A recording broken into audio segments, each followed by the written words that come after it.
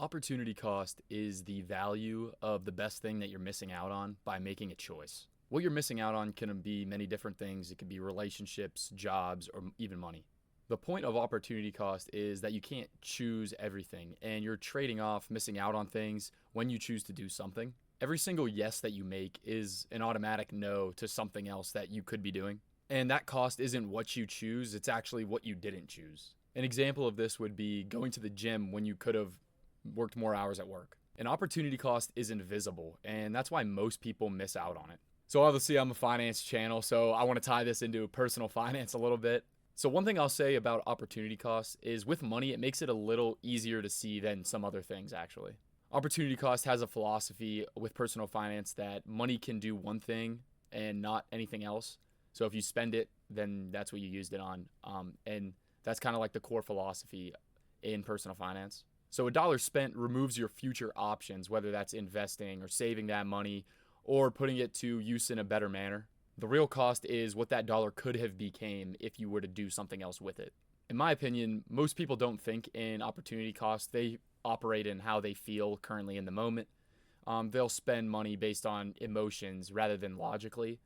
And that's kind of a behavior I see, especially with like people my age and that sort of thing. They're just doing what they want to do with their money, not necessarily realizing what they're missing out on. I think that middle class individuals have basically traded away their opportunity cost, and that's what keeps them middle class. They never really realized what they could be getting if they were to be doing something else like investing or, saving their money. Instead, they made, choices which caused them to miss out on opportunity cost and caused them to not be able to take advantage of opportunity cost because they have monthly payments and bills that they're responsible for. It's not one bad decision, it's the trade-offs over years and years and years that make you stuck basically. Convenience spending is basically like a future tax on your current like opportunity cost. So if you're just lifestyle creep is catching up to you, then you're not really able to take advantage of opportunity costs because you're required to, meet your bills and your monthly payments. And I think that the middle class gets hurt by ignored opportunity costs the most out of anybody. The thing with people being in middle class is they're able to take advantage of opportunity costs. Like people that are extremely wealthy, they'll always be able to take advantage of opportunity costs because they have the money. And people that are lower class can't because they have to survive. They can't take, the trade-offs. They're not able to take advantage of those because they don't have disposable income. But that's where the middle class really gets killed by it the most, because people that do take advantage end up becoming wealthy, and people that don't either stay middle class or, lose even more money in the long run. An example of how I took advantage of opportunity costs was when I was in college. I went to a pretty big school that was super expensive my freshman year, and it kind of hit me like, yeah, it was a great school and I loved going there. But me staying there would have cost me years of my future. So it was either stay here and, have fun and enjoy going to school here, or set myself up for the future basically and sacrifice, a fun college experience to, focus on school and really set myself up to be successful after I graduated. That's what I was missing out on by going to that big university. And also at that big university, it had way more connections with, I wanted to go into like banking or wealth management, something like that.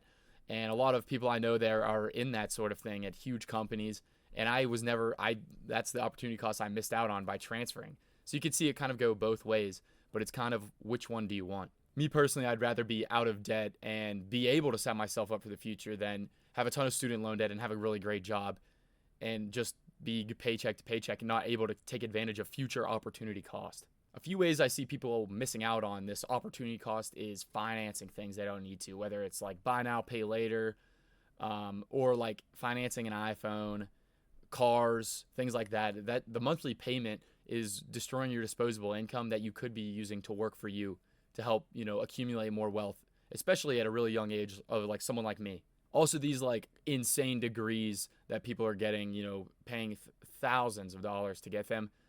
Is it really worth that big of a student loan payment to have like some degree that you could get at some other school? I think I saw online that Harvard graduates, 25% of them are unemployed and still job hunting.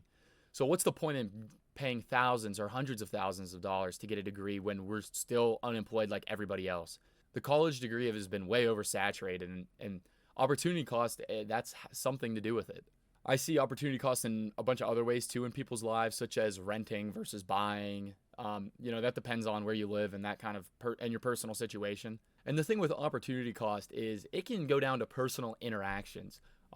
Should I choose to talk to this person today? Yes or no? What are the trade-offs? Like, there are long-term effects of everything you do day to day. And I think being in a mindset where you're acknowledging that and really focusing on what you're trading off for doing something is a super important way to look at life, especially nowadays if you're super young, and really see what you're missing out on. I think it's super important when you're young to, realize these trade-offs so that, you can see what you're missing out on. Is having a great social life really worth the financial stress that might come from doing those things later down the line 20 years from now? And you can really put this into perspective too with like saving early versus catching up later, or, the first few years you get out, like saving all your money versus, letting lifestyle creep get to you.